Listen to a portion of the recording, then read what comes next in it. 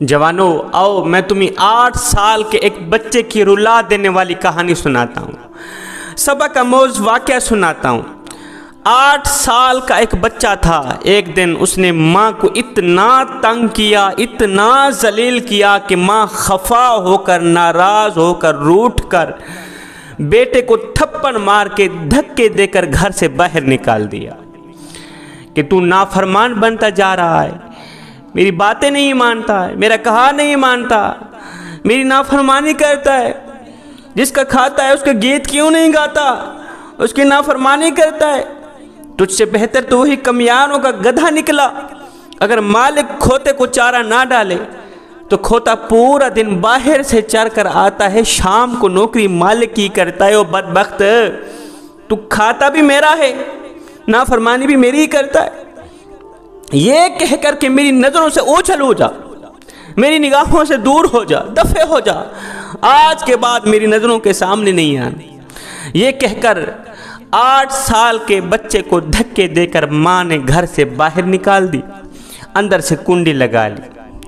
بیٹا جب دروازے سے باہر نکلا، روتا ہوا بچہ جب دروازے سے باہر نکلا تو روتا ہوا، کچھ سوچتا ہوا اس نے ایک گلی کی طرف رخ کیا۔ روتا جا رہا ہے، آنکھیں مسلتا جا رہا ہے، آنسوں پونچھتا جا رہا ہے، کچھ سوچتا جا رہا ہے۔ جہاں گلی ختم ہونی تھی کونے پہ کھڑا ہو کے کچھ سوچنے لگا، وہی سوچتا سوچتا روتا آخرکار اس نے واپس گھر کی طرف آنے کا فیصلہ کیا۔ آہستہ آہستہ واپسی کی طرف آ رہا ہے، روتا آ رہا ہے۔ جب اس نے گھر کی دہلیز پر قدم رکھا، دروازہ بند تھا، گیٹ بند تھا، گیٹ کے ساتھ ٹیک لگا کر بیٹھ گیا، تھکا ہوا تھا، کافی دیر کا رو رہا تھا۔ گیٹ کے ساتھ جیسے اس نے ٹیک لگائی، اس کی آنکھ لگی، وہیں اس کو نیند آ گئی۔ تھوڑی دیر کے بعد کسی کام کے بہانے ماں نے دروازہ کھولا، دیکھا بیٹا سویا ہوا ہے، آنکھیں چھم چھم برس رہی ہیں، روتا ہوا بیٹا سویا ہوا ہے۔ ماں کا غصہ ابھی بھی ٹھنڈا نہیں ہوا تھا، کیونکہ اس نے ماں کو اتنا رولایا تھا، اتنا تڑپایا تھا۔ ماں کا غصہ ابھی بھی ٹھنڈا نہیں ہوا تھا۔ ماں نے کہا او بدبخت تو پھر آ گیا ہے، میں نے کہا دفع ہو جا، یہاں سے دور ہو جا، دور ہو جا، پھر میری نظروں کے سامنے نہ آنا، تو میری نافرمانی کرتا ہے، میرا کہا نہیں مانتا۔ اب بجائے دفع ہونے کے، بجائے دور جانے کے، بیٹا کھڑا ہو گیا۔ ماں کے سامنے کھڑے ہو کر 8 سالہ بچے نے کہا ماں، جب تو نے مجھے دھکے دے کر گھر سے باہر نکالا تو میں یہ سوچتا نکلا کہ میں آپ سے کہیں دور چلا جاؤں گا، میں بازار میں بھیک مانگ لوں گا، کھانے کے لیے مجھے کچھ نہ کچھ مل جائے گا، میں کسی کے جوتے پالش کروں گا، مجھے پیسے بھی مل جائیں گے، میں کسی کے گھر کے برتن دھویا کروں گا، کسی کے گھر کی صفائی کروں گا، مجھے رہنے کے لیے جگہ بھی مل جائے گی، میں محنت مزدوری کروں گا، میں ڈیوٹی کروں گا، میں دن رات کماؤں گا، مجھے پیسہ بھی مل جائے گا۔ ماں یہ سوچتا واپس آ گیا، میں نے واپسی کا راستہ اختیار کیا، واپسی کا فیصلہ کیا کہ میں بازار میں بھیک مانگوں گا، مجھے روٹی بھی مل جائے گی، میں کسی کے گھر کی صفائی ستھرائی کروں گا، مجھے رہنے کے لیے مکان بھی مل جائے گا، میں کسی کے جوتے صاف کروں گا، جوتے پالش کروں گا، مجھے پیسے بھی مل جائیں گے۔ ماں بس یہ سوچتے ہوئے واپس آ گیا کہ مجھے پیسہ بھی مل جائے گا، مجھے روٹی بھی مل جائے گی، پینے کے لیے ٹھنڈا پانی بھی مل جائے گا، پہننے کے لیے اچھے کپڑے بھی مل جائیں گے، رہنے کے لیے مکان بھی مل جائے گا، مگر ماں تیری جیسی ماں تو نہیں ملے گی۔ ماں مجھے ہر چیز مل جائے گی لیکن تو نہیں ملے گی۔ ماں یہ سوچتے ہوئے واپس آیا، مجھے کائنات کی ہر چیز مل جائے گی، دنیا کی ہر چیز مل جائے گی، مگر آپ جیسی خالص محبت نہیں ملے گی، آپ جیسا خالص پیار نہیں ملے۔ بس یہ سوچتے ہوئے میں نے واپسی کا فیصلہ کیا۔ ہائے، ماں نے بیٹے کو سینے سے لگایا، کہا بیٹے میں کون ہوتی ہوں تجھ سے ناراض ہونے والی، میں تجھ پہ راضی ہوں، تو میری نافرمانی نہ کیا کر۔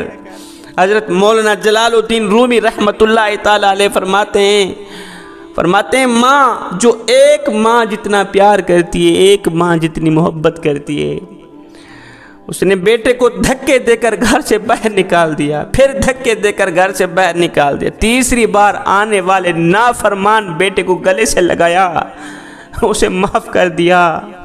نادانو، تمہارا کریم رب تو تم سے 70 ماؤں سے بھی زیادہ محبت کرنے والا، 70 ماؤں سے بھی زیادہ پیار کرنے والا۔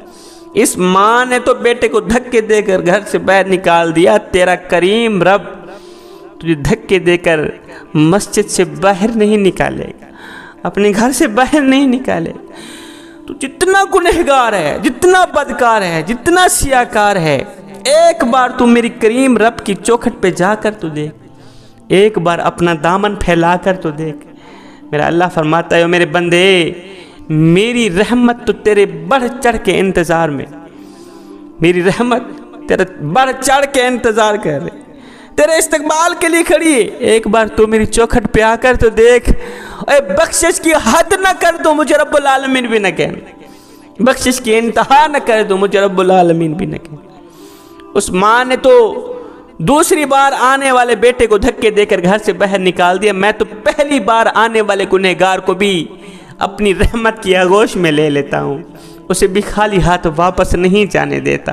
میرا اللہ فرماتا ہے، میرے بندے، اگر میرے دروازے پر فرعون بھی آ جاتا، میرے گھر اگر فرعون بھی چل کر آ جاتا، جو اندر سے بھی کافر تھا، باہر سے بھی کافر، کالا کافر، خدائی کا دعویٰ کرنے والا، خود کو خدا کہلوانے والا، اگر وہ بھی میرے دروازے پر آ جاتا، میں تو اس کو بھی معاف کر دیتا۔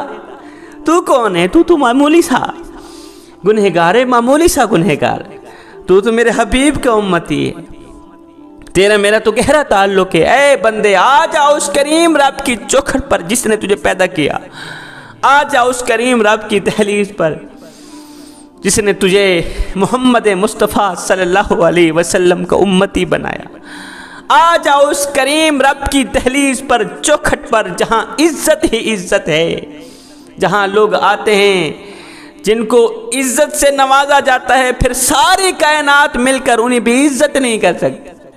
جن کو اس در سے عزت ملی ہے، ساری کائنات مل کر ان کا کچھ بگاڑ نہیں سکتی۔ تو آ جانا اس کریم رب کی چوکھٹ پر۔ ایک بزرگ تھا، اس کی آنکھوں کا آپریشن ہوا تو ڈاکٹر نے کچھ دنوں کے لیے سجدہ کرنے سے روکا۔ بابا جی، تو نے سجدہ نہیں کرنا، سجدہ کرو گے آنکھوں پہ بوجھ پڑے گا، آنکھیں کہیں پھر سے خراب نہ ہو جائے۔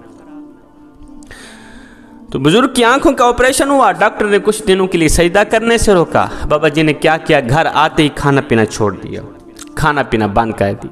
گھر والوں نے پوچھا، بابا جی، اور ڈاکٹر نے تو آپ کو سجدہ کرنے سے روکا تھا، نماز پڑھنے سے روکا تھا، قیام رکوع سجود کرنے سے روکا تھا، کھانا کھانے سے تو نہیں روکا تھا، کھانا کیوں نہیں کھاتے؟ یہ سن کر بابا جی کی چیخ نکل گئی۔ بابا جی رو کر کہنے لگے، بیٹے میں کیا کروں، جس مالک کو سجدہ نہ کر سکوں اس کا رزق کھاتے ہوئے مجھے شرم آتی۔